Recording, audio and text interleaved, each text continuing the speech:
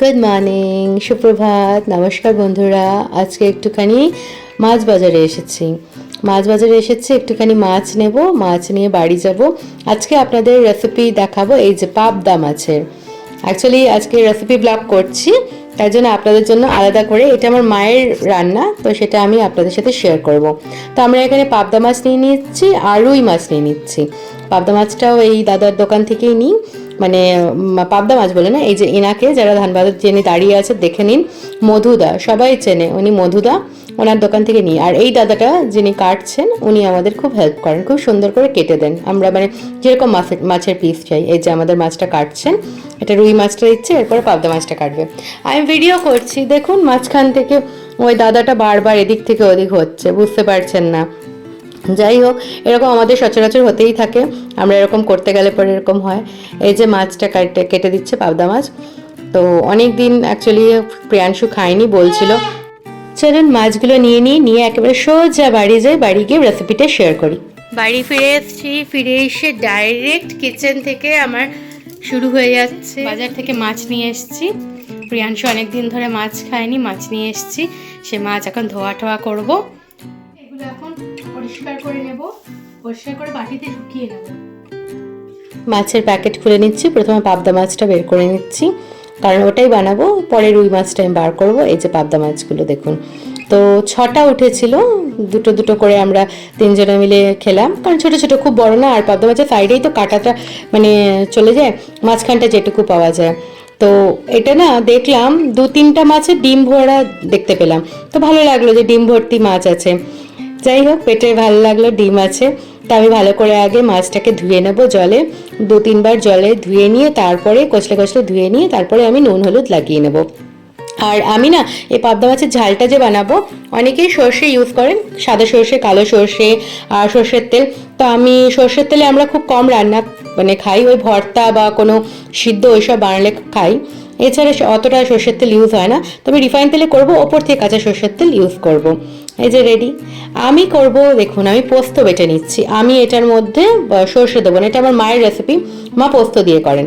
তা আমি পোস্ত নিয়ে নিয়েছি, একটা পোস্ত প্যাকেট, ব্যাস। আর 2টো কাঁচা লঙ্কা নিচ্ছি, কারণ প্রিয়াংশুও খাবে, দিয়ে ভালো করে বেটে নেব। অল্প জল নিয়ে নিচ্ছি, ওখানে আমি ফিল্টারের জলটা এক্সট্রা হয়ে গেছিলো বলে একটা বাটিতে রেখেছি, তাই ওখান থেকে হাতা করে জল নিয়ে নিলাম, নিয়ে এটা আবার বেটে নিলাম, সুন্দর বাটা হয়ে গেল। পাবদা মাছগুলোতে হলুদ আর নুন অল্প পরিমাণে মাখিয়ে নেব, অল্প মানে সামান্য, মানে যেটা দরকার অতটাই, এক্সট্রা না, কারণ আমি তেলেও নুন দেবো, তার জন্য বুঝে দেবো। আর হলুদটা খুব একগাদা দেবো না, তেলটা না কী হয় বলুন তো, কালো হয়ে যায়, ওটা ভালোও লাগে না। বাস নুন দিয়ে দিলাম, হলুদ দিয়ে দিলাম, এবারে ভালো করে আলতো হাতে, মানে মাছকে আদর করছি, মানে গায়ে হলুদ হচ্ছে ওরকম সুন্দর করে মাখিয়ে নেব। এরকম সুন্দর করে আপনারাও বাড়িতে এরকম সুন্দর করে মাখিয়ে নেবেন। পাবদা মাছগুলো বেশ ভালো ছিল। আর আমি যখন মাখাচ্ছিলাম তখন বুঝতে পারলাম হ্যাঁ ডিম আছে।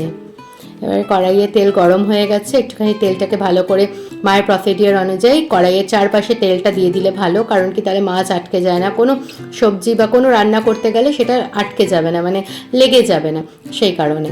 তো দিয়ে নাড়াচাড়া করে নিলাম, এরপরে এর মধ্যে আমি অল্প নুন ছড়িয়ে দিচ্ছি। নুনটা এই জন্য ছড়িয়ে দিলাম, তাহলে মাছটার মধ্যে যদি থাকে, মানে প্রথম কথা মা বলে মাছে যদি কমও হয় তাহলে হয়ে যায়, আর দ্বিতীয় কথা হচ্ছে খুব সুন্দরভাবে মানে মাছটা মানে ভাজা হয়। তো এই যে মাছটা দিয়ে দিয়েছি, দিয়েই ভুলে গেছি ঢাকনা লাগাতে। কিচেনে আজকে আমি একটা নতুন মানে আপনাদের কাছে রেসিপি শেয়ার করতে চাইছি। নতুন না, সবার কাছে এটা পুরনোই, কিন্তু আমার কাছে নতুন, কারণ এতদিন আমার মাই এই রান্নাটা করতো, আজকে আমি নিজে রান্নাটা করছি, তাই বুঝতে পারছি যে মাছ কিরকম ফাটে। আজকে আমার ব্লগটি যাবে একটা রেসিপি ব্লগ হিসাবে, পাবদা মাছের ঝাল বানাচ্ছি। তো বেসিক্যালি সেটার জন্য আপনারা দেখলেন পোস্ত নিয়ে নিয়েছি, পোস্ত বেটে নিয়েছি কাঁচা লঙ্কা দিয়ে।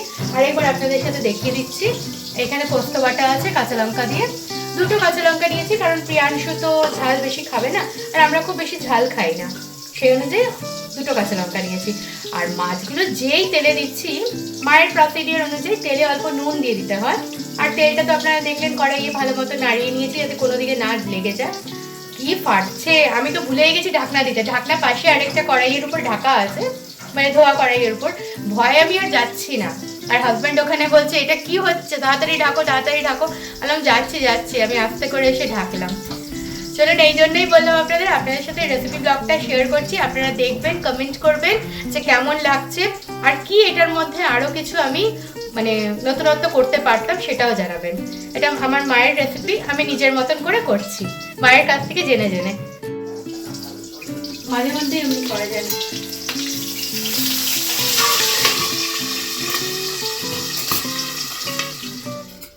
পরপর মাছগুলো ভেজে ভেজে উঠিয়ে নেব। এই মাছটা উঠিয়ে নেব। এবারে প্রথম মাছটা উঠে যাচ্ছে, আমি ওই জন্য ঢাকনাটাতেই নিলাম, নিয়ে ওখানে একটা থালা আছে, থালাটাকে নিয়ে থালার উপরে আমি রেখে দেবো। এবার পরপর মাছগুলো ছাড়তে থাকবো।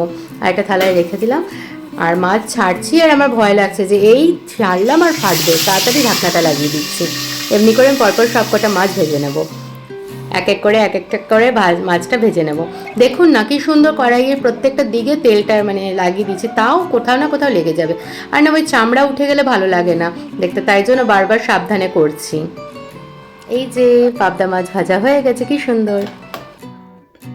এই যে পাবদা মাছগুলো ভাজা হয়ে গেছে, এবারে আমি একটু ঝাল বানাবো।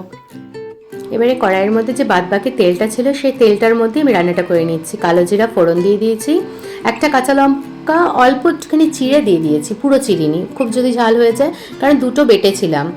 আর টমেটো কেটে দিচ্ছি, একটা গোটা টমেটো, আমি মুখটা বাদ দিয়ে এবার টমেটোটা ওটার মধ্যে কেটে দিচ্ছি। কেটে দিয়ে একটু নাড়াচাড়া করব, তার মধ্যে যে পোস্তটা বেটে রেখেছি দুটো ছোট ছোট কাঁচা লঙ্কা দিয়ে ওই পোস্তটা দিয়ে দেবো এর মধ্যে। তারপরে ওই পোস্তর বাটিতেই জল দিয়ে গুলিয়ে সেই বাটির জল দিয়ে দেবো। তারপরে এর মধ্যে নুন দেবো, হলুদ দেবো, অল্প একটু চিনি দেবো, স্বাদ অনুযায়ী চিনিটা দিয়ে দেবো। আর বলেছি না এই যে জলটা যেটা রেখেছিলাম, এটা ভালো জল, ফিল্টারের জল, ওই জলটা আমি ইউজ করছি পোস্তর বাটিটা ধোয়ার জন্য। ওই জলটা নিচ্ছি, নিয়ে ভালো করে ঝাঁকিয়ে নেবো বাটিটা, মানে বাটি মানে ওই জারটা ভালো করে ঝাঁকিয়ে নিয়ে তারপরে ওই পোস্তটা দিয়ে দেবো ওর মধ্যে। মানে সিম্পল রান্না, আর কিছু না। একটু ধনেপাতা থাকলে খুব ভালো হতো, আর এই রান্নাটা যদি পুরো সর্ষের তেলে করেন তাহলে আরও ভালো লাগবে খেতে। আমি ওই জন্য না কী করেছি, রান্নাটা তো করেছি ঠিকই, কিন্তু ওপর থেকে জাস্ট ওই টেস্টটা আনার জন্য, ওই ঘ্রাণটা অ্যাকচুয়ালি ওই সুগন্ধটা আনার জন্য আমি ওপর থেকে দিয়েছিলাম সর্ষের তেল। আপনারা সেটা মানে করে দেখবেন, যারা রিফাইন তেলে খান লাস্টে সর্ষের তেল দিয়ে দারুণ লাগে। তো আমি আপনাদের সাথে কথা বলতে বলতে নুন চিনি দিলাম, হলুদ দিয়ে দিয়েছি পরিমাণ মতো। এরপরে এটাকে আমি সুন্দর ঢেকে দেবো, একটু ফুটে দেবে। এই যে টকবক করে ফুটছে, এরপরে আমি মাছগুলো দিয়ে দেবো, কারণ মাছগুলোর ভেতরে জুসটা ঢুকে যাবে। আর একটাই তো পদ মানে ভাত দিয়ে খাওয়ার জন্য, তাই জন্য একটু মানে বুঝে ঝোলটা রাখবো, খুব কম করব না তাহলে ভালো লাগবে না, খুব বেশিও করব না তাহলেও ভালো লাগবে না। তো ওই জন্য ওই অনুযায়ী রাখবো। আর যদি একেবারে কোনো অন্য পদ থাকতো আর একটু মাখা মাখা করতাম, গা মাখা মাখা, তাহলে ওইটা দিয়ে খাওয়া যেত। তো আমি হালকা ঝোলঝোলা রাখবো যাতে ভাতটা মাখে খাওয়া যায়। আমি টমেটোগুলো একটু একটু করে মানে টিপে টিপে দিচ্ছি যাতে টমেটোগুলো এটার সাথে গলে যায়। এমনি গলে গেছে, তাও একটুখানি মনে হলো আছে। আবার আমি এটাকে একটা কাঁচা লঙ্কা ছোটো দিয়ে ফাটিয়ে দিয়ে দিলাম, আর একটা গোটা কাঁচা লঙ্কাও আমি আগে চিড়ে দিয়েছিলাম। হয়ে গেছে প্রায় রান্নাটা। ওপর থেকে সর্ষের তেল অল্প ছড়িয়ে দেবো আমি, অল্প সামান্য ঘ্রাণটার জন্য, ওর গন্ধটা আনার জন্য।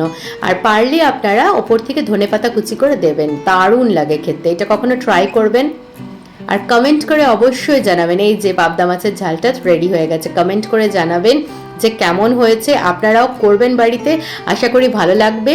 আর আমাকে জানাতে বলবেন, মানে ভুলবেন না কেমন হয়েছে না হয়েছে। প্রিয়াংশুর জন্য ভাত আর পাবদা মাছের ঝোল নিয়ে এসেছি, চলুন আপনাদের সবাইকে দিয়ে দিলাম ভাত আর পাবদা মাছের ঝোল, আপনারাও খেয়ে নিন।